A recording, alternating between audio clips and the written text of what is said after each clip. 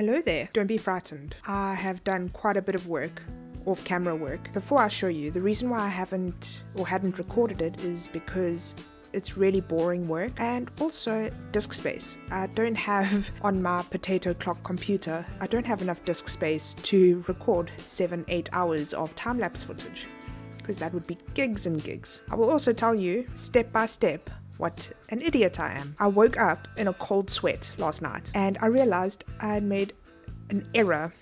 A huge error. But before I get to that, let me show you what I've been up to. As you can see, everything has changed here. I took down this vine situation that was over here. I moved the Patreon pillar to over here, as well as the seed grass block. I moved it all over here, as well as these tree areas where I can grow. I expanded this platform. As you can see, I've got torch spam everywhere. I lifted up the platform to Y64. I put this over here because while I'm AFK over here to get cobblestone, I'm scared it starts raining and then lightning strikes them and then they turn into witches. Nobody needs that. So I just put a little roof over them, and also in case I've got a dark spot somewhere, then a zombie can't get to them. You'll also see the grass texture is a bit weird. I got a whole bunch of data packs and resource packs from the Vanilla Tweaks website. I will link that down in the description, all of the ones that I got. For example, one of them is it shows the grass, or it shows that the grass covers the entire block compared to it only goes halfway, and this looks much better. Okay, so what I also did is I downloaded another resource pack or data pack that I can re-dye the terracotta. I can just go to the thing. Oh no, I don't have enough terracotta. There we go. You can just surround a single dye with 8 terracotta and it will spit out 8 terracotta of that color. At the bottom here as well, you will wait, let me first get my stuff. As you can see over here, I'm down at the mob farm. So how crazy is that? It is so dark. This platform is so huge. Okay, so what I did over here is I lowered this block. I put a half slab over here and I put a whole bunch of hoppers, because hoppers can't pull through a solid block, only through a half slab. If I wanted to do a solid block, then I'd have to put it on a minecart, a hopper minecart. And these hoppers basically just go into the chest over here, which means that I can collect gravel and that AFK while I'm up there. Turn this down completely. Okay, much better. So yeah, but now the problem with this is all of these unstackable items, as well as bones and string and stuff that I don't need. I don't have enough space to be able to make like a proper sorting system. So this chest will fill up very quickly with non-stackable items like the bows, the tunics and that kind of stuff. I'm still collecting the gold. I should really get rid of the iron because I don't need iron anymore. But yeah, I'm still collecting the gold because I haven't been spending time at the piglin farm at all. So you know what, might as well, and I've been getting quite a bit of it. So to kind of get rid of this whole situation where if I'm standing here, I've decided to make a bit of a bin, but because I'm not really good at redstone, I looked for a tutorial on the webs, on the YouTubes, and I actually found a really interesting and informative one. I will link that down at the bottom as well, because it's not my design at all. Let me show you what I've got here. RE redstone. I've got a trapped chest because trapped chests are actually quite nice, especially if you're going to make a bin. It doesn't spit out its contents until you close it. So if you accidentally put your diamond tool or something in there to get spat out into the void, it will spit that out. So in order to prevent that, prevent a bit of human error, I created a trap chest, which is just a trip hook and a normal chest. A hopper, a dropper, a comparator, repeater, and a couple of redstone dust. So what I've got here, this dropper, is I'm going to face it. No, not that way. And I hope I don't drop it. No! Okay. Need to go make a new one. Okay. Through much trial and tribulation, I finally made a mistake. Okay. This needs to go in that direction, but one up. Oh, for goodness sake.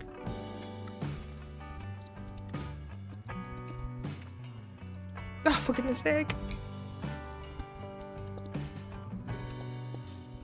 Okay, so I have my dropper facing out into the void. I hope it doesn't hit onto that, but you know, it looks like such a happy face. Okay, I've got my dropper facing that way. Then what one does is, if I remember correctly, comparator that way, a repeater that way. Need a solid block and a bunch of redstone dust. Okay, now I hope this redstone dust doesn't block the dropper, or the hopper actually. Okay, now what this little circuit over here is supposed to do is, oh wow, I hope that doesn't, that's supposed to go into there. Oh, do you know why? I think it's supposed to go out there. Okay. There we go, things are happening. I'm a redstone genius. So now that we've got this little situation going on over here, I can't explain this to you because I don't understand it, I just copied someone else. So if you want to understand what's going on here, we'll watch the video in the link or in the description, because yeah, basically what I'm going to do or have done is now created a bin so that all of these non-stackable items, if I'm standing over here, I can just come down periodically and scoop them up, throw all of the stuff in the inventory. So I can stand here, throw all of this in. As you can see, the hopper hasn't yet taken out because the trap chest is open. As soon as that closes, it gets spat out. You see? Oh, but it's only singular. Maybe I can put all the stackable things in here.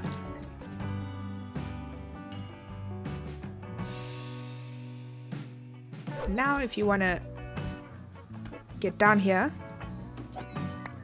boom. Hey! You can get right up there without the creepers blowing you up, because this chest also stops you. So the creepers can't see you and it's all kumbaya. Okay, you might still get a bunch of stuff in your inventory, especially if you're standing so close, but you can just access the chest right here. Okay, let's take a fly around the platform that I've built up so far, so I can show you what's going on. See, you can see all of the levels, the alternating levels, and then just at the top over here, it's solid. So as you can see in the top left over there, this block is 0, 0.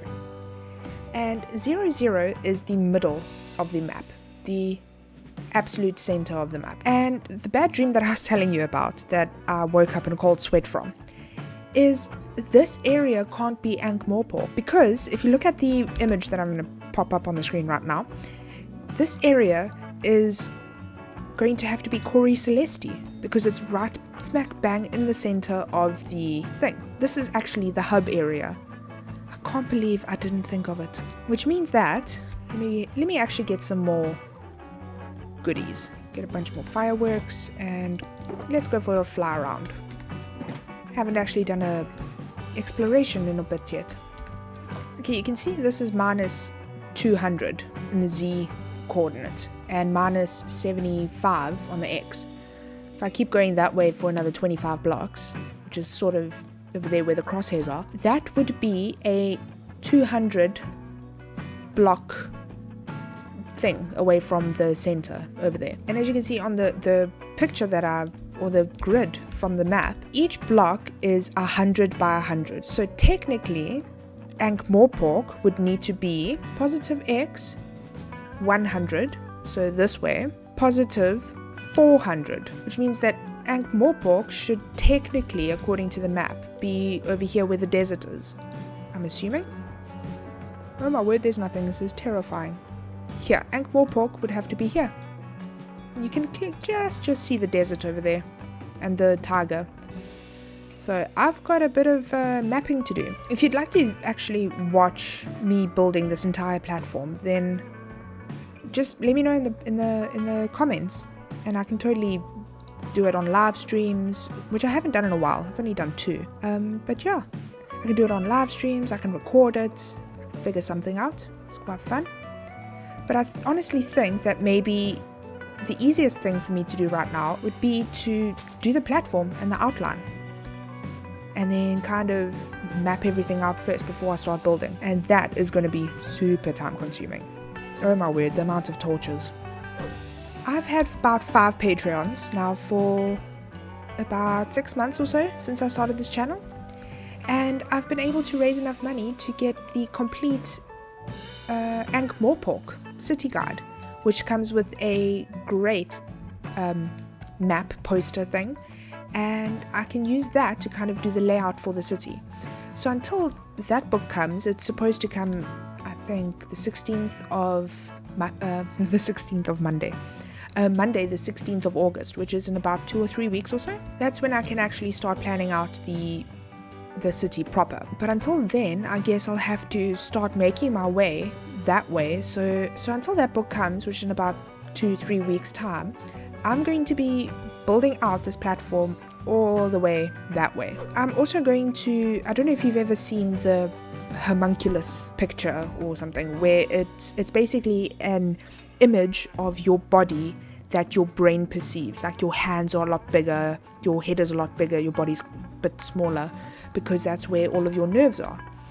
Now, that's the kind of thought process that I'm going to go for laying out the Discworld. All of the more important areas I'm going to give a lot bigger real estate, because I mean there are swathes and swathes of just open plains, on the actual Discworld, and that's just going to be wasted space. So what I'm going to do is, like Ankh Morpork, even though it only falls in a tiny little subsection of the map, I'm actually going to dedicate quite a bit of real estate to that, as well as the Wormberg and like Forex, the Aegean Empire, Granny's cottage, because I mean if you had to look at this cottage, this is already, it's got a footprint of about 30 by 30 block footprint. So that is just insane. If I make the entire Ankh Morpork like 100 by 100 blocks, it's going to be tiny. I mean, the Royal Bank that I wanted to use as my villager breeder and housing area, that itself is going to be about 60 blocks. So you definitely need to readjust planning and everything. But luckily, all of this work that I've done so far is not for naught. I mean, it needed to be done anyway. Now, I just have realized my mistake before I went any further. Up until the time that I can get that book, it's not going to be much fun watching. So I'm going to use this time productively, hopefully, and I might just do an update every now and again until I've got something to show. Before I sign off, I think what I'm going to do is I'm going to take a bunch of my cobblestone that I've collected, and I'm going to bridge out all the way to X100 Z400, and yeah, then I'll go all the way there and then start with the base for Ankh Morpork. Hopefully you can get quite a bit done and see how that goes.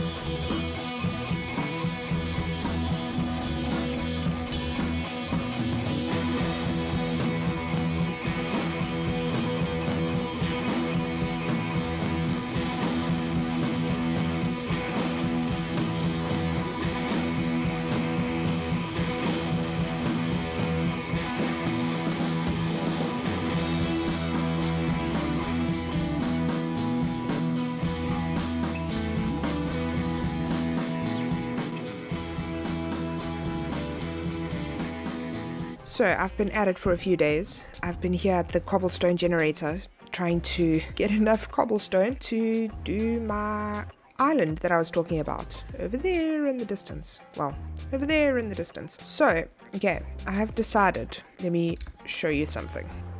Quite a few things happened while I was not recording which breaks my heart. But as you can see over here, I have more or less completed the stony part of this platform. Okay, granted, this is only like a quarter of the platform, and I've got a bit more to do. As you can see over here, it's not the biggest. This is only going to be like a quarter of Ankh Morpork, I think. This little section over here, I might tweak this a bit.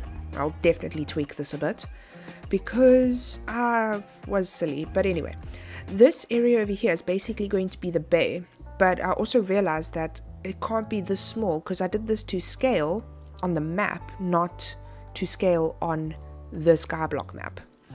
So this shape over here is basically, this part over here is basically going to go all the way here, because I'm going to make another block over here and behind it and to the side.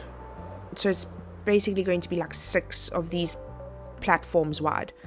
So this shape is probably going to be bigger, because I mean, it's the bay. The bay can't be the tiniest little thing ever, because the river Ankh is going to come into this bay and basically cut through the middle of Ankh Morpork, if you look at the map. So as you can also see here, it's quite big. So if you look at the stats, 112, that is how many cobblestone I have used.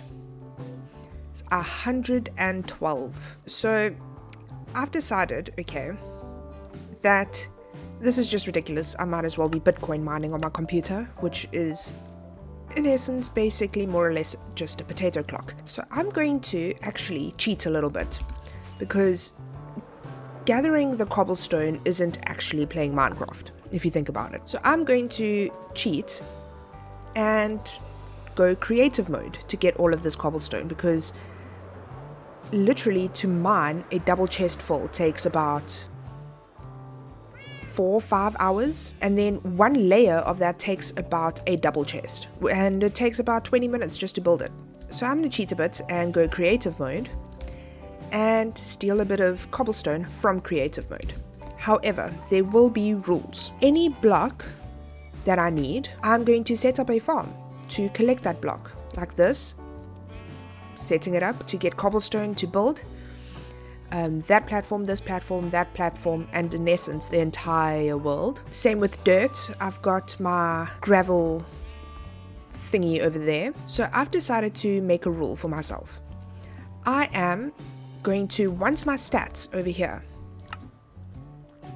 let's go to items, like the cobblestone, once my stats get to 10,000, I'm going to creative mode it.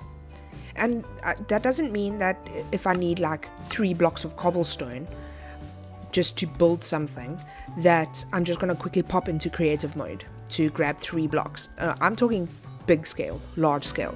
So this little situation here is not going to go away. But I also going to have to create an accountability counter for myself. That I'll do in the next episode, because I've actually done quite a bit since I last recorded. Yeah, it's taken quite a while. As you can see over here, this little sheep situation is giving me some blue wool, because I needed to mark out or demarcate the river that I'm going to build over there. While I've been AFK at the cobblestone farm over there, this has just been working, and I've already got, what, a stack and a half? Almost 2 stacks actually of wool. Every now and again you have to kind of move away from here and go repair your tools. Like a dum-dum, I fell off this ladder and died at the bottom there. My elytra fell over, my sword fell over, that's why I've got this dingy little toothpick. More or less everything fell over into the void, or maybe into the water stream and then fell into the void. I don't know, I wasn't recording. So now I'm on my backup set of elytra already, which I've already put mending and unbreaking on. And I lost my sword. And in an attempt to recreate that sword, I did a whole bunch of levels, got a whole bunch of nice stuff on there. Can't enchant all of these things on here because I had to combine a whole bunch of books to get all of the highest levels of stuff, like sharpness and looting and sweeping edge and all that kind of stuff. So now I kind of just have to grind for villagers so I can get good trades from the get-go. Another thing that we have to start looking out for is pillager patrols. Yeah, I've had a couple of them spawn. I think 2 or 3 parties spawned on that platform there while I was busy working. And luckily they haven't spawned here while I was AFK at the cobblestone farm and attacked any of my villagers, because that would really suck. But yeah, I think they're going to start spawning on this platform once it starts getting bigger. And that is not going to be fun. So I need to actually start thinking about housing for these little dudes. And it will also make my life a lot easier. So I think once I start finishing up that area where Ankh Morpork's going to be, which on Monday, as I'm recording, it's Saturday. So this Monday, my book should be arriving, which is quite exciting. Yeah, so then I can actually start planning out the buildings and all of that kind of stuff, which is so much fun. Then I can start wrangling villagers to this area. I honestly don't even know if it's going to be better to just get 1 or 2 villagers here, set up a new breeding station and just breed a whole bunch here again, than to get all of those here. So on Monday, my book should start arriving. So in the next episode, I can start working on Ankh Morpork. I'm so excited for that. I do have to say thank you so much to my patrons who have allowed me to get that book. It's fantastic. I wouldn't have afforded it otherwise. And another piece of exciting news is that DrTrog about a month ago released the 1.17 update for Skyblock, and it doesn't affect your current world. So in the next episode, hopefully, we'll be able to play on 1.17, yay, with the new blocks and everything. So I'm very excited for that. But other than that, it wasn't that exciting of an episode. I died a couple of times. I need to change that sign back to 0. I can't believe it. I'll probably need to go in busting again at some point. I'll probably do that on a live stream because no one wants to watch that. Thank you for watching. I hope you enjoyed this video. I really enjoyed it. I did post on Twitter a couple of posts, especially with the pillager spawn. I pooped my pants. I'm not going to lie. Just a little bit, not too crazily. Follow me on Twitter if you want to see anything that I'm doing. I don't post that often, but when I do, it's just information, to be honest. Thank you for watching. My ramblings have gone on long enough. And see you next week, or next time. Bye.